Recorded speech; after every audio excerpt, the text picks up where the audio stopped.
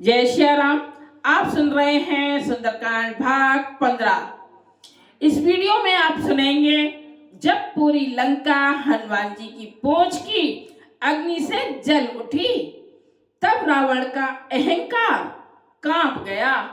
फिर सीता माता से आज्ञा लेकर जब हनुमान जी वापस लौटे तो अंगद, जामवंत और सुग्रीव, चलिए सुनिए आगे सुंदरकांड अर्थसहित भाग 15 अद्भुत कथा।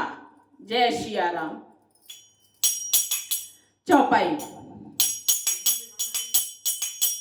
पूछहीन बानर ते जाई, तब सठ निज नाथ लई आई। जिनके कीन से बहुत बड़ाई, देखे मैं तिनके प्रभुताई। बचन सुनत कपि मन मुस्काना, भई सहाय सारथ में जाना। जातो दान सुने रावण बचना, लागे रचे मूल सोई रचना। अर्थ सुनिए एक चौपाई का। जब बिना पूंछ का यह बंदर वहां अपने स्वामी के पास जाएगा, तब यह मूर्ख अपने मालिक को साथ ले आएगा, ऐसे बोल रहा है रावण सभा में। जिसकी इसने बहुत बड़ाई की है, मैं जरा उनकी प्रभुता तो देखूं। यह वचन सुनते ही हनुमान जी मन में मुस्कुरा गए और मैं जान गया सरस्वती जो सहायक हुई हैं। रावण के वचन सुनकर मूर्ख राक्षस वही तैयारी करने लगे।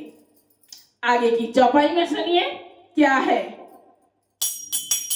रहा नगर बसन घृत तेला, बाड़ी पूछ कीन कपि खेला। कौतुक कहे आए पुरवासी, मारहि चरण करहि बहुहासी।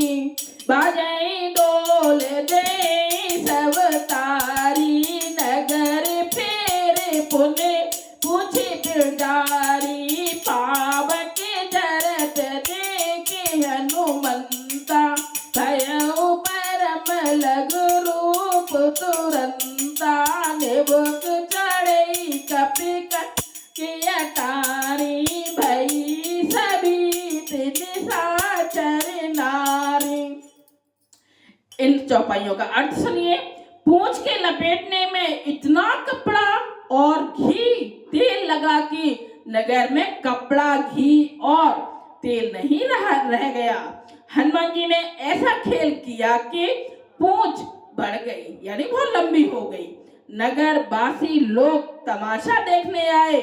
वे हनुमान जी को पैर से ठोकर मारते हैं और उनकी हंसी करते हैं।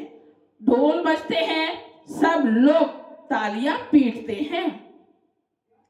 हनुमान जी को नगर में फिराकर फिर पूंछ में आग लगा दी। उन्होंने तो सोचा कि हमने पूंछ जला दी, पर आगे का खेल ही नहीं पता किसी को।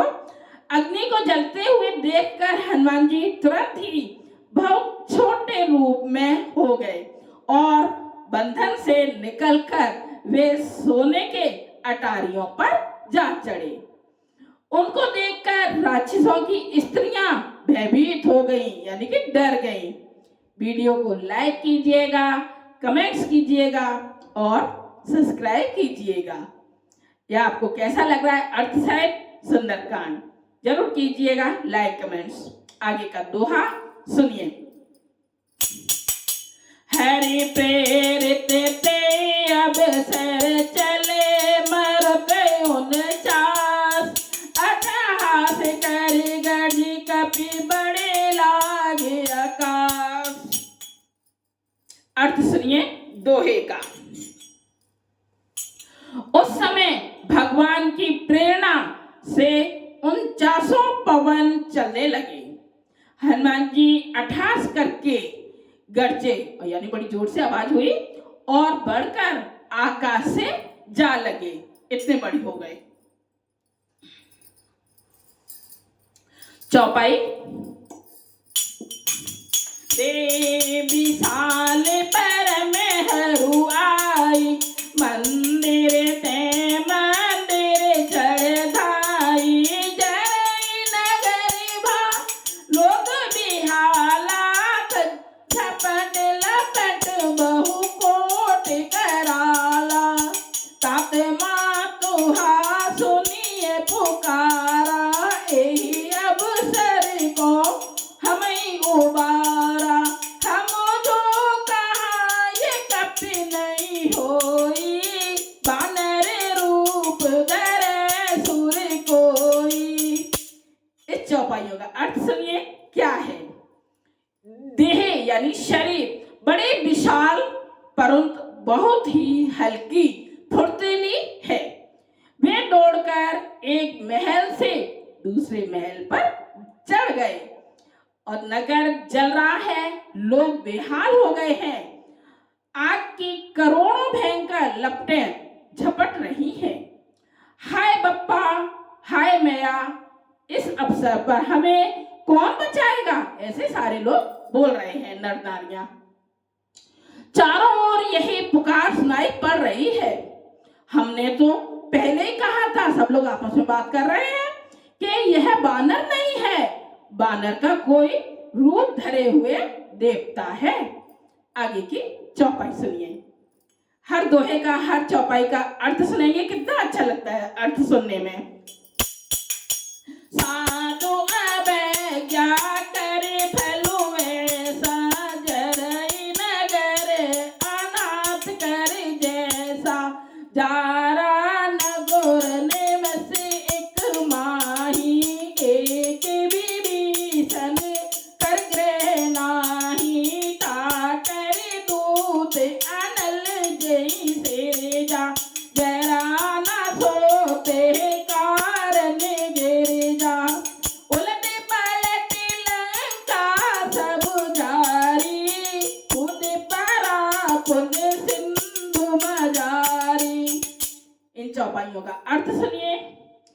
साधु के अपमान का यह फल है कि नगर अनाथ के नगर की तरह जल रहा है। एक अनाथ की तरह नगर जल रहा है। हनुमान जी ने एक ही क्षण में सारा नगर जला डाला, एक विभीषण का घर नहीं जलाया। शिव जी कहते हैं, हे पार्वती, जिन्होंने अग्नि को बनाया, हनुमान जी उन्हीं के दूत हैं, इसी कारण वे अग्नि से नहीं जले। हनुमान जी ने उलट पलट कर सारी लंका जला दी, फिर वे समुद्र में कूद पड़े। ये सब बता रहे हैं शिव जी उमा जी को। दोहा नंबर 26। पूछ बुझाई खोई श्रम, धरे लग रूप बहोर, जनक सुता के आगे, ठाणे भयो कर जोर। दोहे का अर्थ सुनिए। पूंछ बुझाकर थकावट दूर करके और फिर छोटा सा रूप धारण कर हनुमान जी श्री जानकी जी के सामने हाथ जोड़कर जा खड़े हुए। फिर सीता जी से अशोक वाटिका में मिले। चौपाई। माते मोहि दीजे कछु कीना, जैसे रघुनायक मोहि दीना, चूड़ा मन उतार तब दयऊ, हरष समेत पवन सुत लयऊ, कयो तात अस मोर प्रणामा, सब प्रकार प्रभु पूरन कामा, दीन दयाल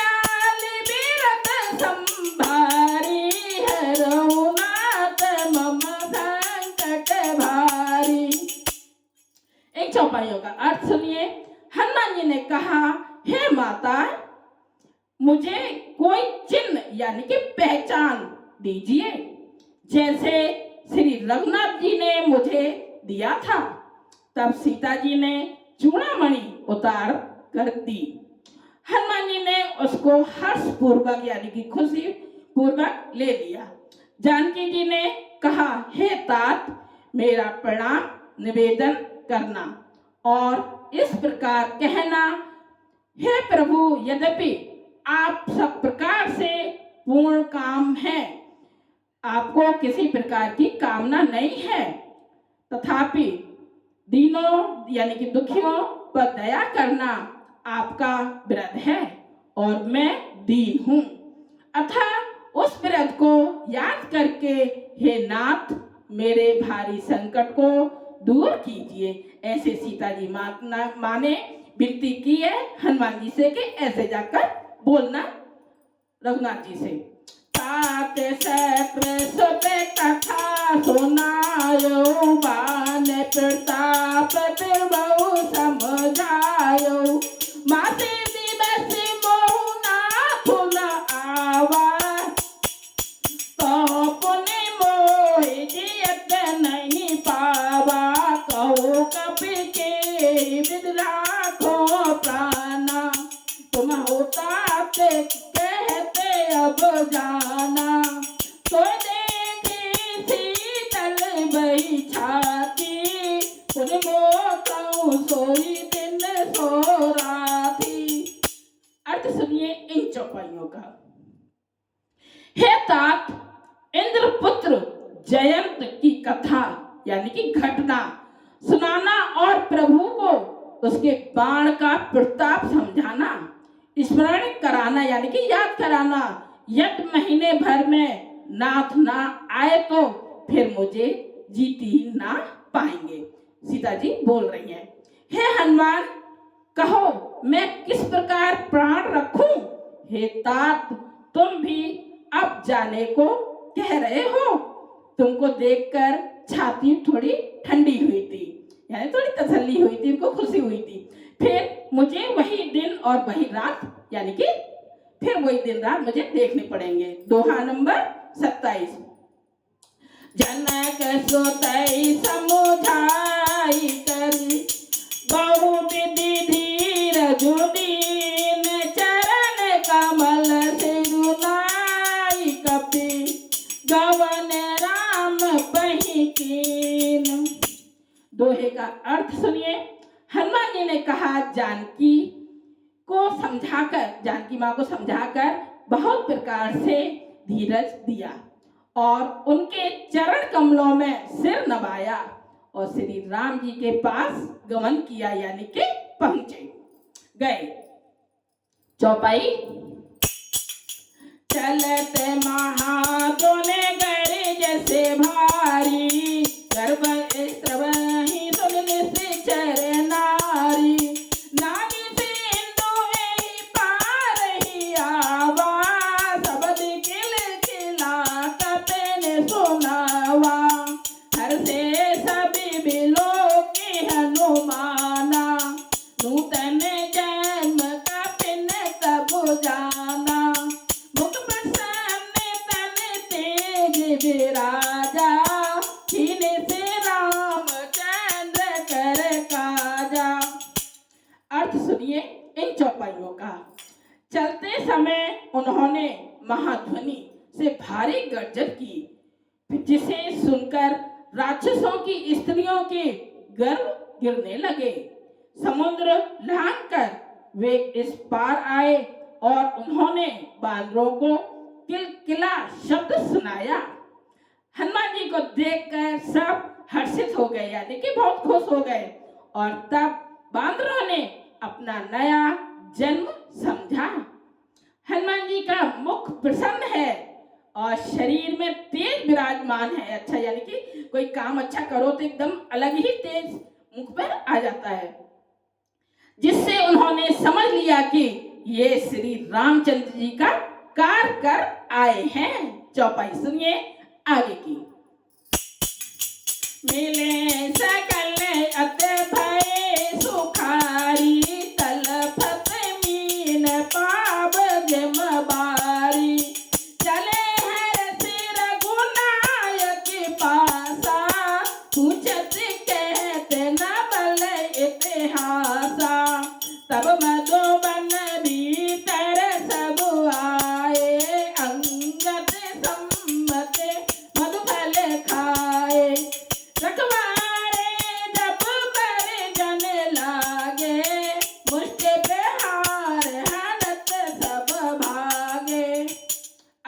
चलिए चौपाई का। सब हनुमान जी से मिले और बहुत ही सुखी हुए, जैसे तड़पती हुई मछली को जल मिल गया हो। सब हर्षित होकर नए नए इतिहास वृतांत पूछते पूछते हुए श्री रघुनाथ जी के पास पहुंचे। चले, तब सब लोग मधुवन के भीतर आए और अंगद की सम्मति से सबने मधुर फल या मधु और फल खाए। जब रखवाले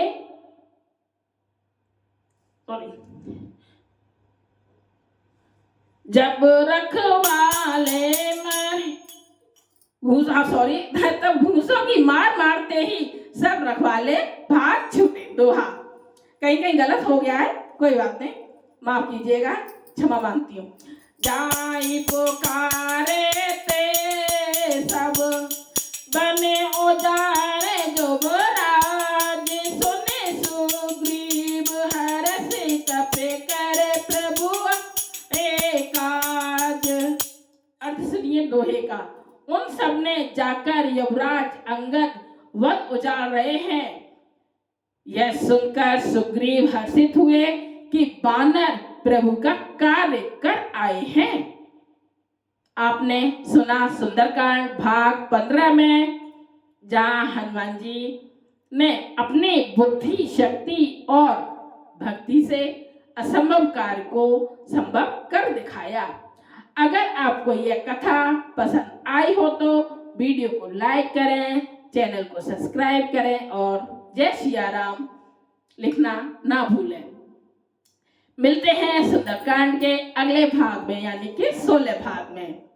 जय सिया राम। जब हम सुंदरकांड को एक भजन की तरह ना गाकर अर्थ के साथ सुनते हैं, तब हमें पता चलता है कि सुंदरकांड के अंदर क्या क्या दोहे के छंद के अर्थ लिखे हुए हैं। जय सिया राम। लाइक कीजिए, कमेंट्स